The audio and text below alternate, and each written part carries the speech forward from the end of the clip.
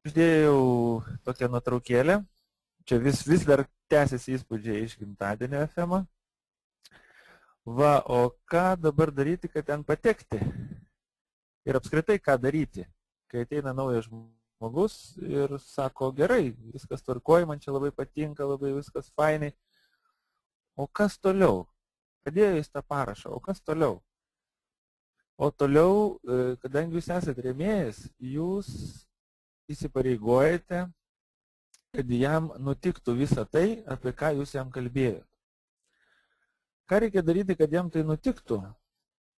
Kad jam tai nutiktų, reikia jam visų pirma parodyti kelią. Ką ir kaip jisai turi daryti, bent jau kažkokias tai gairės, kuriomis vadovaudamasis jis galėtų eiti link savo tikslų. Visų pirma, reikia nepamiršti, kad kiekvienas čia ateina su savo tikslais. Ir jeigu jūs atėjote čia, sakykime, kad ir vas šito Mercedesu tokiu važiuoti po kažkiek tai laiko, o kitas galbūt norėtų, bet konkrečiai jisai nori mažiau negu jūs. Arba, sakykime, daug kartų daugiau negu jūs. Tai nuo to priklauso ir planai, ir veiksmai, ir planavimas, ir visa kita. Tai vat atėjus naujo žmogaus, reikėtų visų pirma paklausti, ką jis nori iš čia turėti. Ar tik vartoti produktus šiek tiek pigiau, ar kažką tai nuveikti, kad jie būtų dar truputėlį pigiau, ar jisai nori normaliai daug ir, sakykime, kad ir su tokiu Mercedesu važiuoti.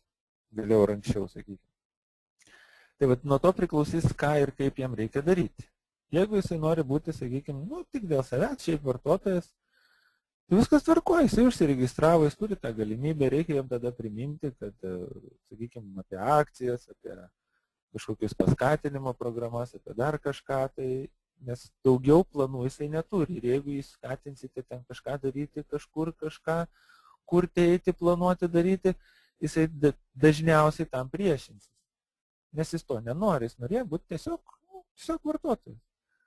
Jeigu, sakykime, žmogus nori turėti šiokį tokį kažkiek tai pajamų, tarkim, 1000 litų ar kažkiek tai, tada vėl kitas planas. Tada jam reikia, nedaug. Nueiti, sakykime, pas kaimynus, pas draugus, pas pažįstamus, parduoti. Kai kas bijo to žodžio, bet jeigu tik tiek tai reikia pajamų, tai taip, parduoti. Jau galima turėti pusę tos sumos. Dar, sakykime, kelis draugus paremti, irgi taip pat priregistruoti vartotojais, jų draugus. Ir po truputį jisai susirinks tą sumą į mėnesį vienokiais ar kitokiais būdais. Bet jeigu jis nori daugiau, tada jau su juo reikia rimtai užsiimti. Ir kaip užsiimti? Viskas prasideda labai prastai. Visų pirma, jisai turėtų pasidaryti užsakymą pats savo. Nes negalima, tiesiog ne tai, kad negalima, neįmanoma kažkam kažką sakyti ar apie verslą, ar apie kažką, neturint namie produktų, kuriuos siūlo šitas verslas. Tai čia būtų lygiai tas pats, kad, sakykime, aš turiu degalinę savo, bet benziną piluosis kitur. Arba aš turiu savo barą, bet kavą einu gerti pas kitą. Į kitą barą. Tai čia lygiai tas pats. Jeigu aš turiu, sakykime, savo tiekėją kaip verslininkas, aš perku iš savo tiekėjo. Šiuo atveju iš FM. Savo vartojimo prekes. Kai jas išbando, visų pirma, jis turi pabandyti. Iki to laiko, kol jis užsakymą padarys, kol jis jas gaus, kol jis pabandys 1, 2, 3 kvepalai čia iš karto, sakykime, tą pačią sekundę, bet apie kitas prekes kalbu. Jam reikėtų nusistatyti planą. Tai yra visiems žinomas dalykas tinklinė rinkodarai, kad reikalingas žmonių tinklas. Tai yra vartotojų, pagrindė vartotojų tinklas. Kas gali tapti FM Group vartotojais? Visi. Visi be išimties, nes visi be išimties perka kažkokias panašias prekes kažkokiuose parduotuvėse. Ar tinkluose, ar pavienėse parduotuvėse. Taigi, kaip ir iš esmės visi ir kiekvienas teoriškai. O praktiškai, jeigu čia mato naujokas galimybės savo augti, uždirbti ir visą kitą, Tai kam visų pirma galima pasiūlyti tas galimybės? Jisai gali, ta prasme, pasiūlyti. Jisai gali supažindinti su tomis galimybėmis visų pirma ką? Tokius pat, kurie galbūt irgi nori tokių galimybių. Tai yra savo ratą. O konkrečiai savo artimiausius draugus. Nes kam siūlyti svetimam žmogui tokias galimybės, kurias mato čia naujokas?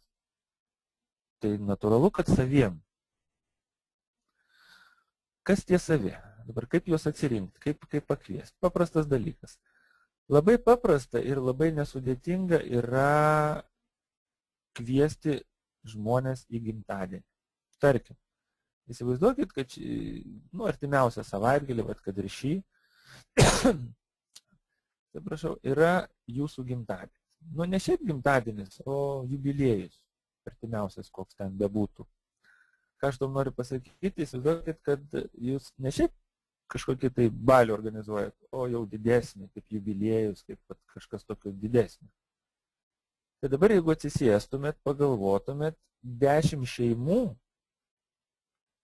vardus, pavardės galbūt netgi telefonus, be problemų galite išrašyti lapą.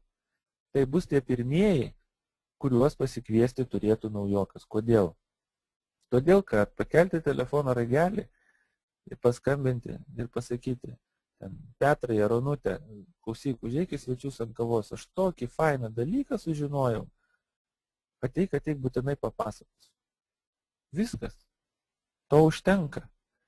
Tas draugas praktiškai dažniausiai neklausinės daug, jeigu jis yra geruose, tokiuose artimuose santykiuose. Jeigu šiek tiek kitokie santykiai, jisai klaus. O kas per dalykas? Negaliu per telefoną labai fainiai ar kažką panašaus, ateik būtinai ateik. Kas tada gaunasi? Susirenka tie patys 10 šeimų. Ir jie ateis greičiausiai, kad ateis, jeigu iš anksto, 1-2 prieš skambins. Ateina 10 šeimų, atvažiuoja jūsų rėmėjas, tai yra jeigu jūs naujokas, arba jeigu kalbam apie jūsų naujoką, tai atvažiuojate jūs pas savo naujoką į svečius ir gražiai, tvarkingai pristatote visiems 10 visas galimybės, kokias teikia jiems FM grupė. Kodėl jūs? Todėl, kad naujokas nemoka pristatyti. Jeigu jūs dar irgi palyginus nesenai ir taip pat dar nepasitikit savim, kad prieš nepažįstamus žmonės pasakot kažką, tai pasikvieskit savo rėmėją. Arba savo rėmėją, paprašykit padėti, visada pagalbą gausit. Tai va, ir tada tie žmonės sužino, be išankstinių išsistatymų, jie atėjo tiesiog pas draugą ar pas draugę atsigerti kavos ir sužinoti kažką neįtikėtina. Jie sužinojo, jiems pasirodys tai neįtikėtina ar ne. Čia yra kitas klausimas. Bet tam naujokui kviečiant atrodė, kad čia yra neįtikėtina. Neįtikėtina galimybė. Tai va, tai pirmieji, sakykime, žmonės, kurie registruosis, tai bus iš to 10-tuko praktiškai. Tada sustojam ir klausim, ko nori tie iš tų 10 prisiregistravusių, ten 1, 2 ar netgi visi žmonės. Kas nori būti vartotojai, kas nori šiaip pabandyti, kas nori ką. Ir jeigu tarp jų atsiranda nors vienas, kuris nori daugiau, nori tiek pat, kiek jūs, arba daugiau už jūs, viskas. Jisai daro lygiai tokį pat sąrašą. Ir tada jūs, tas naujokas, kuris pakvietė, važiuojate sutartą dieną pas jį. Kam to reikia? Jūsų naujokas išgirs mažiausiai 2 kartą pristatymą. Tokį buitinį, sakykime, ne ofise, ne kažkur tai, o tiesiog suram ratelį. Jis jau išgirs 2 kartą. Tas, kuris pakvietė savo naujokus, jis taip pat išgirs 2 kartą. Jūs pasipraktikuosit pasakodami, galbūt 1 arba 2 arba 3 kartą. Ir taip vyksta mokymasis vienas iš kito. Išgirsit kitų klausimų, turėsit rasti atsakymus. Naujokas galbūt niekada nebūtų pagalvojęs kokį nors klausimą. Dabar jisai pas savo draugo draugus jį išgirdo ir jis jau žinos atsakymą. Taip mokina vienas iš kito, vienas per kitą mokinamės. Jūs mokinate ir tuo pačiu padedate savo naujokui. Ir taip gilin, gilin, gilin, gilin, kol naujokas neišmoksta pats daryti tą, ką jūs. Kai jis išmoksta pats daryti tą, ką jūs galite dirbti su kitu naujoku, padėti kitam naujokui. Tai va. Nes tada ta šaka, ta linija nenutrūks, nes jūsų naujokas žino, ką daryti, jis jau gauna rezultatą kažkokį, jis mato realiai rezultatą ir tada atsiranda ne tik, sakykime, pasitikėjimas jūsų žodžiais, kad jūs sakėte, jūs pasakojate, kad čia galima taip ir taip. Jis jau mato, kad jau tai vyksta, po truputį iš lėto, bet jau vyksta. Tai, apie ką jūs pasakojate. Ir jisai jau mokėdamas ir žinodamas didžiąją dalį to, ką jūs žinot po kažkurio laiko, jis jau pats savarankiškai visą tą daro. Dabar, kas atsitiktų, jeigu iš tų 10 niekas nesutiktų? Būna ir taip, sakytų. Man neįdomu. Visiškai. Jūs ten pirkit, jūs ten vartokit, man neįdomu. Tada yra kitas sąrašas.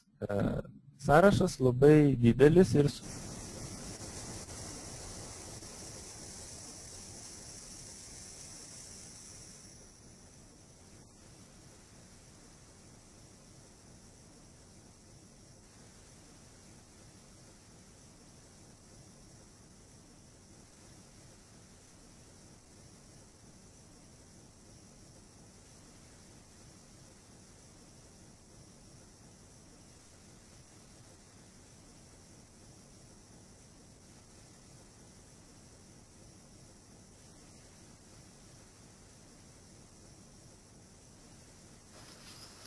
Ruslanai, mes tavęs negirdim.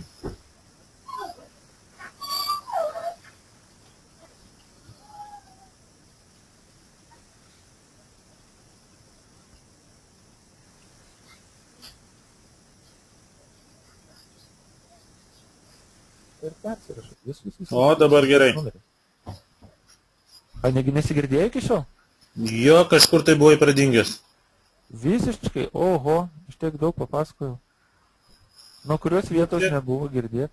Nu, taip, kelias minutės. Nepilnai. Kaip?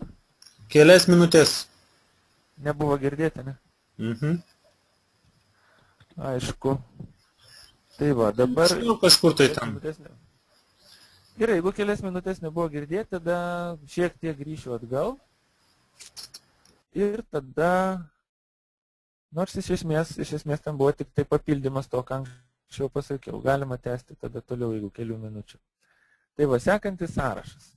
Pirmas sąrašą, kaip jau minėjau, jeigu buvo nutrūkę, priminsiu, yra tie žmonės, kuriuos pakviesite į gimtadienį. Jeigu iš jų sutiko, kitų galit nebekviesti, tegu jie kviečia savus, jūs einat padedat jiems.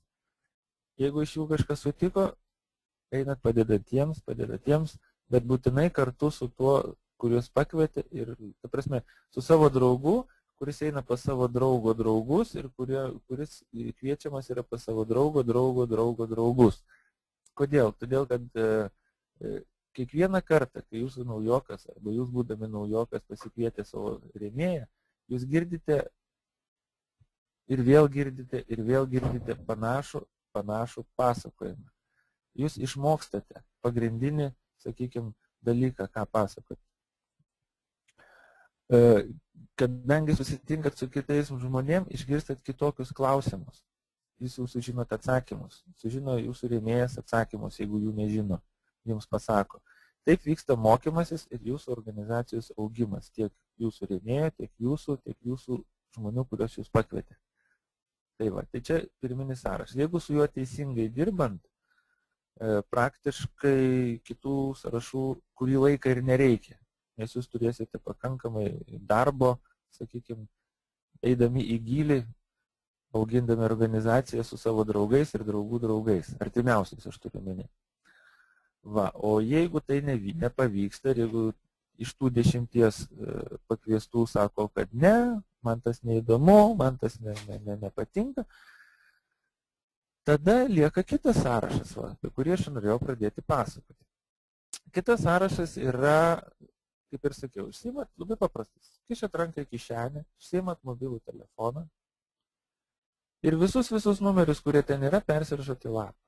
Vardas ten ar pavardė, numeris, vardas, pavardė, numeris. Šalia galite parašyti, jeigu ten mažiau bendravot su tuo žmogum arba kurį laiką nebendravot, kur kokiomis aplinkybėmis ir kaip jūs bendravot. Iš kur ta prasme pas jūs telefone šitas numeris ir šitas vardas.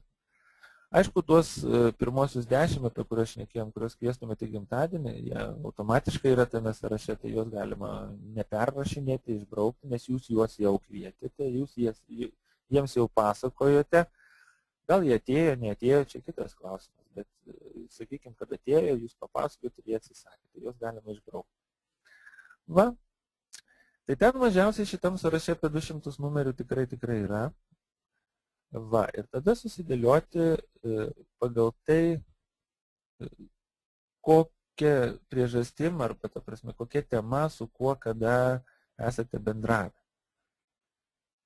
Nes jeigu artimesni žmonės, su jais paprasčiau, jeigu tolimesni, dar kitaip. Ir tada tiesiog imti sąrašą ir skambinti ir kviesti į susitikimą. Ir priklausomai nuo to, ar smarkiai, sakykime, ar dažnai paskutiniu metu bendraudavote kažkokiais tai klausimais, jau iš to kiekvienu atveju konkrečiai reikia pagalvoti, kaip teisingai tinkamai jį pakviesti, kad apie tai papasakoti, kad supažindinti jį, pakviesti pas save į namus, pakviesti į kavinę, pakviesti į ofisą, pakviesti į pristatymą didesnį. Tai čia jau sakykime, kadangi jūs pažįstate tos žmonės, jau žinot maždaug kas jie, kuo užsiema, kuom kvėpuoja, kaip sako. Ir jūs jau žinote, kur, kada ir kaip geriau juos pakviesti. Ir kaip geriau juos pakviesti. Yra keli standartiniai, sakykime, tokie klausimai, galima paskambinti, pasisakyti, va, tarkim, kviečiu į susitikimą, yra verslo galimybė puikiai, mes kažkada kalbėjom, svarstėm apie verslą. Jeigu žmogus klauso, o ką ten jūs parduodat, galima atsakyti klausimą, o jūs norite prekiauti? Jeigu jis sakys taip, tai va, būtent aš apie jūs ir pagalvojau. Jeigu jis atsakys, ne, jokių būdų aš nenoriu prekiauti, tai būtent dėl to aš apie jūs ir pagalvojau. Na, čia toks klasikinis, sakykime, bet mintis, tikiuosi, aiškiai, nes tada jūs galite kiekvieną imti numerį, prisiminti, kokiom aplinkybėm, kaip kada bendravote, ir kaip jam, sakykime, pasakyti, kad jis sutiktų jūs išklausyti, jūs arba jūsų rėmėjai. Išklausyti. Jisai išklauso ir pats padaro sprendimą, reikia jam užsiimti FM ar nereikia. Va, bet svarbiausias dalykas yra, kad jis sutiktų jūs išklausyti. Tai va, ir tai imant tą sąrašą, ten 200, sakykime, žmonių mažiausiai, jeigu jūs nebendravote labai senai su kokiu nors žmogum, labai, metus, 2, 3, sakykime. Ir dabar staiga paskambinat ir sakot, labą dieną, aš turiu puikią galimybę, ar ten kažką panašaus. Ką jis apie jūs pagalvoja? 2 metus, 3 metus nereikėjo, dabar galimybė. Ne, jūs nedarykite tai. Atnaujinkite santykius. Tai yra, pabendraukite kurį laiką šiaip, kaip ir anksčiau, prieš 3 metus. Tom pačiom galbūt temom, aišku, galbūt pasikeitusios temos. Raskite bendrą kalbą, susidraugaukite vėl. Nes per 3 metus, per 2 metus, kol nebendravot, galbūt nutrūko santykiai. Kažkokie bendri interesai dingo, ar dar kažkas, tai atraskite. Bet čia jau tolimesni, sakykime, sąrašo su tolimesniais žmonėmis, kurie yra sąraše. Kai jūs prieš tai praeisite, sakykime, per tą sąrašą, kurie yra artimesni, per tą 10, kurios į gimtadienį, iš telefono, su kuriais dažniau bendraujant, dažniau susiskambinat. Va, tik po truputį vis, kaip sako, šaltesni kontaktai, bet iš jūsų telefono, kur jūs atsimenat, kada bendravot, kaip bendravot, kodėl bendravot ir iš kur jisai čia atsirado pas jūs telefonė. Va. Tai labai ilgą laiko tarpą jūs turėsite labai ką veikti vien iš telefono sąrašo. Va. Toliau, tiesa dar jeigu iš telefono sąrašo kalbėti, jeigu atsiranda, sakykime, jeigu, o kai atsiranda žmogus, kuris sako, taip, aš to noriu ir noriu daug, tada vėl stop, telefono sąrašas kuriam laiko atidedamas ir jūs padedate tam žmogui statyti savo organizaciją. Pats arba su savo rėmėjo pagalba, su rėmimo linija į viršų pagalba. Va. Ir kol sakykime, bus pakalbėta, sakykime, susitikta ir papasakota kiekvienam esančiam jūsų telefone, praeis gan nemažai laiko ir jūs jau turėsite gan didelę organizaciją. Va. Bet jeigu, sakykime, atsitinka blogiausias, aišku, čia retenybė išimtis, sakyčiau, bet tarkim, atsitinka taip, kad iš artimųjų niekas, iš telefono sąrašo, koks jis didelis bebūtų, niekas. Tada trečias sąrašas yra elektroninis paštas. Elektroninis paštas yra tam, kad susirašinėti su žmonėmis. Dažniausiai žmonės būna palieka ten ar telefoną, ar kažkokį kontaktą, ar kažką, tai parašas būna, sakykime, pašte. Bet jūs bendravot, jūs kažkokiu tai klausimu kažkada susirašinėjot. Galite atnaujinti pažintį, sakykime, atnaujinti santykius, kokie jie ten bebūtų elektroniniu būdu, parašyti jam laišką, susirašinėti, rasti kažkokią bendrą temą ar dar kažką, tai, bet jūs jį pažįstat, tą žmogų, jis pažįsta jūs. Jis žino, kokiu klausimu, kada bendravo su jumis ir jūs žino, kada ir kokiamis aplinkybėmis jūs bendravot. Nuo to galima ir pradėti kažką, tai kažkokius tai santykius ir, sakykime, pamačius, kad tam žmogui galbūt reikalingas FM Group verslas, jam atitinkamai visą tą papasakoti. Tai vat naujas žmogus tuos visus sąrašus praėjęs, tai čia praktiškai, galima sakyti, neišsemiami dalykai, čia darbo keli metai į priekį. Va. Jeigu toliau nemesti, sakykime, paremti, kažkas sutiko, pasirašė ir įmam kitą, ir įmam kitą, ir įmam kitą, ir įmam kitą. Taip naujokai niekada nedaryti. Nes jūs galite, teisingai, gali žmogus paremti į savaitę 5, 6, 10 asmeniškai. Gali, yra tokių. Bet praeina mėnuo ir jeigu po 10 savaitę remiat, pas jūs kiek 40 žmonių. O tai kas atsitiko pirmiesiam, kuriuos jūs paremėt prieš mėnesį? Jūs jiems neturėjot laiko, jūs jiems neskyrėte laiko. Ir jie nežino, ką daryti. Kaip galbūt šiandien nežinot jūs, ką daryti, nuo ko pradėti. Nes niekas jiems nepaaiškina. Nedarykite taip. Jeigu yra žmonių, kurie nori, kurie rodo iniciatyvą, kurie tikisi kažko, parodykit, kaip tą daryti.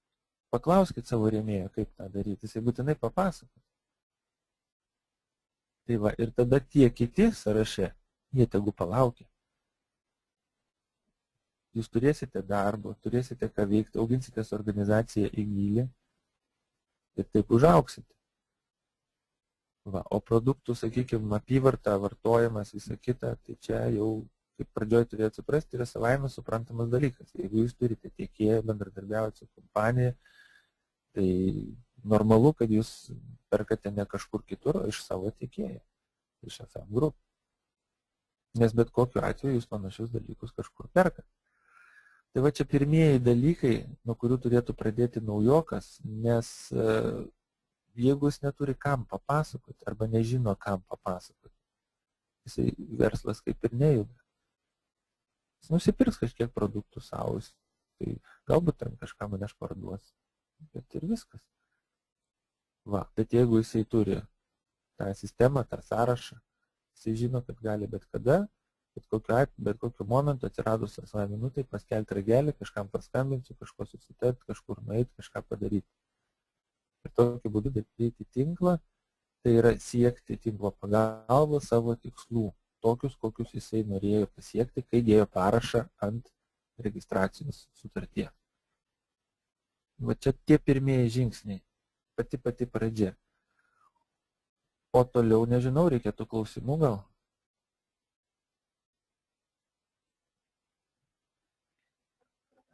Ar girdisi? Alio. Viskas tvarkoj, girdysis. Alio. Viskas tvarkoj, girdime mes tave. Jau ar vėl? Gerai, viskas ok. Va, tai aš sakiau, gal klausimukas kokiu.